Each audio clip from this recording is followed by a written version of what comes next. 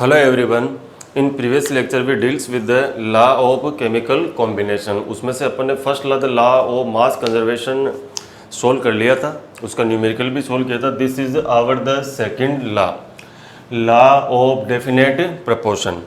Law of definite proportion क्या कहता है, देखिए. According to this law, ratio of components by weight remain same. Ratio of components by weight remain same no matter what is the source of component, or we can say methods of preparation. आप एक chemical compound को किसी भी process से बना लीजिए, उसके अंदर जो उसके कंपोनेंट है, एटम्स है, उन एटम्स का जो मासेज है, उनका जो रेशियो है वो हमेशा क्या रहेगा, डेफिनेट रहेगा. फॉर एग्जाम्पल, जैसे मान लीजिए किसी ने रेन वाटर लिया, किसी ने टेप वाटर लिया, किसी ने मिनरल वाटर लिया. क्लियर. अब टेप वाटर का फॉर्मूला भी H2O ही होगा, रेनी वाटर का फॉर्मूला भी H2O ही होगा, और आपके पास जो मिनरल वाटर है उसका फॉर्मूला भी क्या रहेगा, H2O रहेगा. हम इसमें देखें यदि, तो देखो हाइड्रोजन का मास कितना है इसके अंदर, हाइड्रोजन का मास हो गया 2, ऑक्सीजन का मास है वो कितना हो गया 16, तो यहाँ पर भी 2:16, 2:16, यानी कि किस रेशियो के अंदर रहेगा, 1/8 रेशियो के अंदर रहेगा. क्लियर. जो लॉ ऑफ डेफिनेट प्रोपोर्शन है वो आपको क्या कह रहा है कि इस चीज़ का मैटर नहीं करता कि आपका केमिकल कंपाउंड कौन सी प्रोसेस से बनाया गया है, उसके अंदर जो मासेज है कंपोनेंट के, उनका जो रेशियो है वो हमेशा क्या रहेगा, फिक्स रहेगा, चाहे आप उसे किसी भी केमिकल प्रोसेस से बना लीजिए. क्लियर. अब चाहे आपके पास रेनी वाटर हो, चाहे से आपके पास टेप वाटर हो, मिनरल वाटर हो, उसमें 2 हाइड्रोजन और 1 ऑक्सीजन रहेगा, तो हाइड्रोजन का मास 2 हो गया, ऑक्सीजन का मास 16 हो गया, तो रेशियो हमेशा आपके पास क्या आएगा, 1/8 ही आएगा. क्लियर. इससे देखिए हम एक न्यूमेरिकल से समझते हैं. 2 एक्सपेरिमेंट किए गए हैं आपके पास.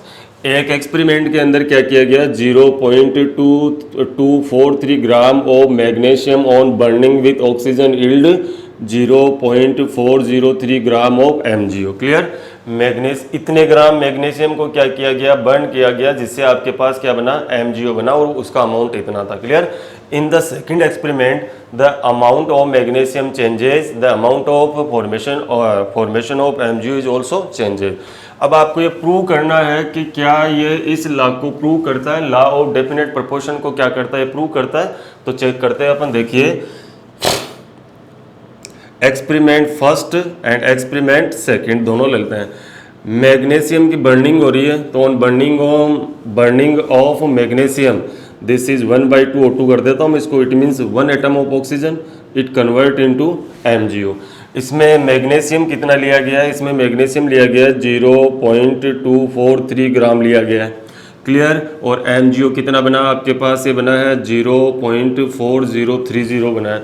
और सेकंड एक्सपेरिमेंट के अंदर, in second experiment the amount of magnesium is the 0.182 ग्राम आपके पास, एंड O2 का जो अमाउंट है वो कितना है आपके पास, वो निहाय नहीं है, हमें निकालना पड़ेगा. क्लियर. और ये क्या बना आपके पास, MgO, and the amount of MgO is the 0.302 gram. Clear. अब आपको ये प्रूव करना होगा इसके अंदर कि फर्स्ट एक्सपेरिमेंट में जो MgO बना है उसमें Mg का और ऑक्सीजन के मास का अमाउंट क्या रहेगा, और सेकंड एक्सपेरिमेंट में आपके पास जो MgO बना है उसमें मैग्नीशियम और ऑक्सीजन के मास का अमाउंट क्या रहेगा. क्लियर. तो देखिए इसको सोल्व करते हैं अपन. Mg and this is the O and this is the MgO. This is experiment first, it is the experiment second. First experiment में MgO कितना लिया गया है, Mg कितना लिया गया, मैग्नीशियम 0.243, एंड सेकंड एक्सपेरिमेंट में कितना है 0.182 लिया गया है. क्लियर. और मैग्नीशियम MgO कितना बना है यहाँ पे 0.4030, एंड सेकंड एक्सपेरिमेंट बना है 0.302 बना है. क्लियर. अपने जो फर्स्ट लॉ पढ़ा था, लॉ ऑफ मास कंजर्वेशन, उसमें क्या कहा था कि रिएक्टेंट के मासेज और प्रोडक्ट के मासेज का क्या रहेंगे, सेम रहेंगे. Mass neither be created nor be destroyed. Transfer to one form to another, यानी कि इसमें से मैं इसको माइनस कर दूं तो मेरे पास क्या निकल आएगा, मास ऑफ ऑक्सीजन आ जाएगा. फिर उसका अपन रेशियो लेंगे। तो मास हो, देखो इसमें से इसको आप माइनस करोगे तो कितना आएगा 0.160 आएगा, और इसमें से आप इसको माइनस करोगे तो मास ऑफ ऑक्सीजन आपके पास कितना आएगा 0.120 आ जाएगा। क्लियर। अब आपको क्या करना है, experiment first and experiment second के अंदर mg.o mg प्रपोर्शन ऑक्सीजन निकालना है। क्लियर। तो देखिए mg कितना है 0.243 है, तो यहाँ लिख देता हूँ मैं क्या 0.243 डिवाइड बाई 0.160 एंड सेकंड की मैं बात करूँ तो सेकंड में कितना है ये 0.182 डिवाइड बाई कितना है आपके पास 0.120, दिस इज द 0.120। क्लियर। देखिए ये ऑलमोस्ट आपको क्या देगा, ये ऑलमोस्ट आपको देगा 1.5 और ये भी क्या देगा 1.5 देगा। क्लियर। और इस 1.5 को मैं क्या लिख सकता हूँ 3/2 लिख सकता हूँ, और ये भी क्या है 3/2 हो सकता है। इट मीन्स दोनों में जो बाई मास MgO का रेशियो है वो कितना है 3/2 है, और MgO को जो नॉर्मल मान लो आपने किसी एक्सपेरिमेंट से बनाया है तो उसके अंदर मैग्नीशियम का 24 है, ऑक्सीजन का 16 है, और ये रेशियो भी आपके पास कितना आ रहा है 3/2 आ रहा है। तो हम कह सकते हैं कि ये जो दोनों एक्सपेरिमेंट है, ये दोनों एक्सपेरिमेंट के अंदर लॉ ऑफ डेफिनेट प्रोपोर्शन क्या हो रहा है, फॉलो हो रहा है। Clear.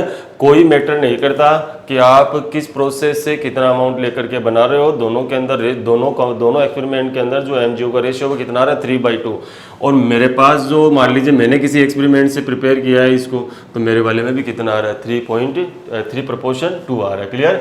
It means ratio of component by weight remain same no matter what is the source of component और methods of preparation. Is that clear? This is our second law. After the second law, we deals with the law of multiple proportion, which is very complicated definition of this, and we already discussed about the law of mass conservation, and other is the law of definite proportion. Now we move in third law, which is the law of multiple proportion. That what is the say, when two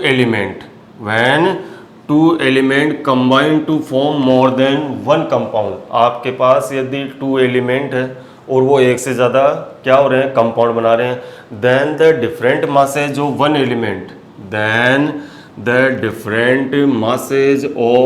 element which combine with fixed mass of other element। आप क्या कह रहा है ये different masses of one element which combined with fixed mass of other element bears a small whole ratio to one another। देखिए ये rule, ये इसको एग्जाम्पल से ही समझेंगे हम। जैसे मान लीजिए आपके पास ये A है और इसके साथ ये B कोई कंपाउंड बना रहा है। क्लियर। सपोज जैसे ये AB बना रहा हो, जैसे ये AB2 बनाता हो, ये AB3 बनाता हो, या AB क्या बनाता हो 4 बनाता हो। क्लियर।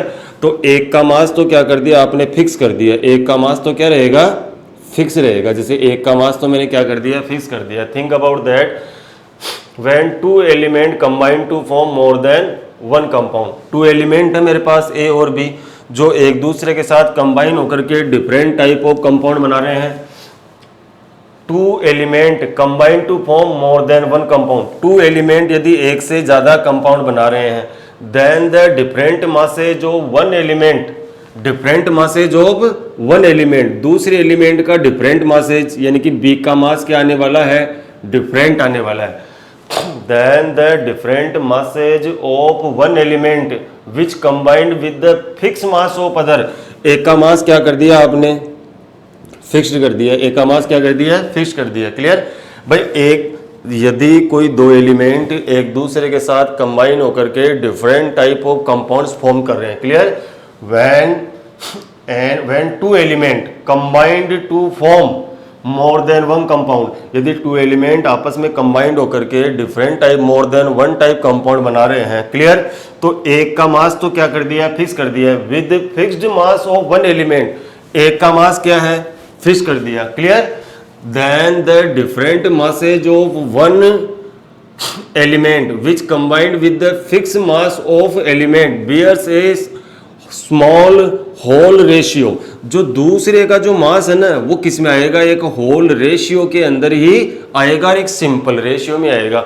फॉर एग्जांपल जैसे माना कि इसका कितना है y है, तो यहाँ कितना हो जाएगा, ये 2y हो जाएगा, यहाँ कितना हो जाएगा, ये 3y हो जाएगा, यहाँ कितना हो जाएगा, ये 4y हो जाएगा। आई थिंक बात आपके समझ में आई होगी। यहाँ क्या है रूल, जैसे प्रपोर्शन तो क्या गया होगा 1, y का, केवल y का प्रपोर्शन देखना है, एक का तो आपने फिक्स कर ही दिया है, 1 आया है, 2 आया है, 3 आया है, 4 आया है। क्लियर। अब देखिए रूल को दोबारा से आप, दो एलिमेंट है which combine to each other and form more than one compound, then एक का मास क्या रखना है, आपको फिक्स रखना है, and then the different masses of other element in a simple ratio. Clear. आपके पास ए और बी क्या है, दो एलिमेंट है जो कंबाइंड होकर के एक से ज़्यादा कंपाउंड बना रहे हैं, जिसमें से एक का मास क्या रखना है, आपको फिक्स रखना है, तो दूसरे का जो मास होगा ना वो एक सिंपल होल नंबर के अंदर होगा। क्लियर। अब इसको एग्जाम्पल के थ्रू अपन समझते हैं। देखिए जैसे कार्बन है, carbon combined with oxygen, carbon combined with oxygen, एक तो क्या बनाता है, ये CO2 बनाता है, एक क्या बनाता है आपके पास, सॉरी CO बनाता है, एक क्या बनाता है, ये CO2। तो देखो एक का मास फिक्स है 12 है, 12 है, दूसरे का मास देखो, अब दूसरे का मास सिंपल रेशियो के अंदर होगा, किसमें होगा, सिंपल रेशियो में। जैसे ये आपके पास 16 हो गया, 32 हो गया, तो इसका जो प्रपोर्शन है वो कितना होगा, 1:2 होगा। क्लियर। दूसरा एग्जाम्पल और चेक करते हैं। फॉर एग्जाम्पल जैसे हाइड्रोजन है, ऑक्सीजन के साथ कंबाइन होकर क्या बनाता है, H2O बनाता है। हाइड्रोजन है, ऑक्सीजन के साथ कंबाइन होकर क्या बनाता है, H2O2 बनाता है। तो यहाँ जो हाइड्रोजन का मास है वो देखो 2 है और यहाँ पर भी 2 है, तो ये तो क्या कर दिया आपने फिक्स।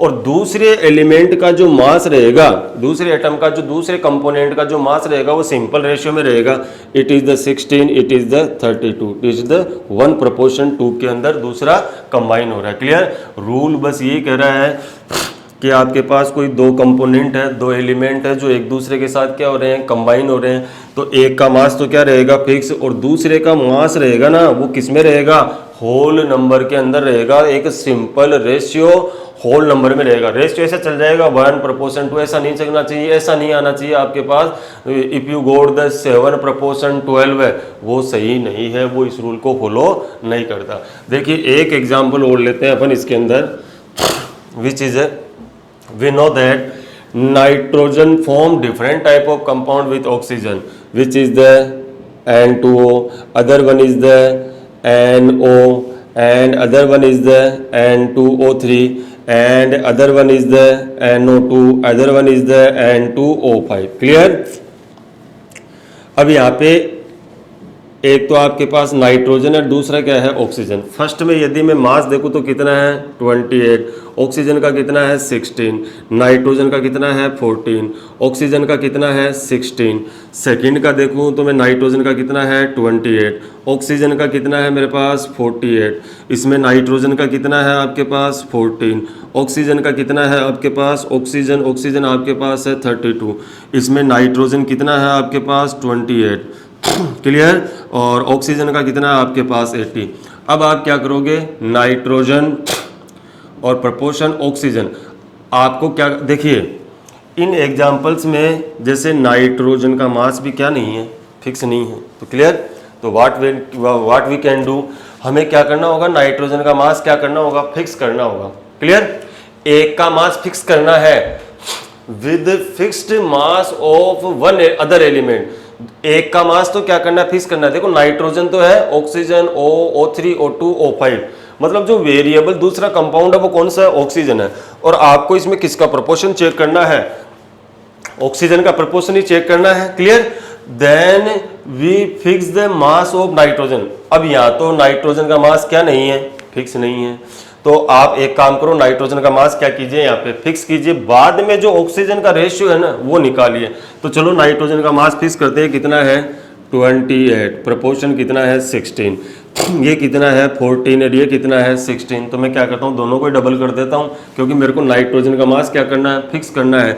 ये 14 है तो ये कितना हो गया, ये 28, और ये 16 है तो ये कितना हो जाएगा 32। नाइट्रोजन का मास फिक्स हो गया, और आपको यही प्रोसेस करनी है कि नाइट्रोजन एक एलिमेंट का जो मास है वो क्या करना है, फिक्स करना है, then find out the ratio of other element of masses. Clear? ये ऑलरेडी 28 है तो चेंज करने की जरूरत नहीं है अपने को। 28 है, this is the 48, this is 14, change करो इसको, 14 को अपन चेंज करेंगे तो कितना हो जाएगा, ये 28, और ये कितना आपके पास 32, तो कितना हो जाएगा, ये 64, ये कितना आपके पास 28, तो चेंज करने की जरूरत नहीं है, और ये कितना है आपके पास 80, तो इसको भी चेंज करने की जरूरत नहीं है क्योंकि आपने इसको चेंज नहीं किया। क्लियर?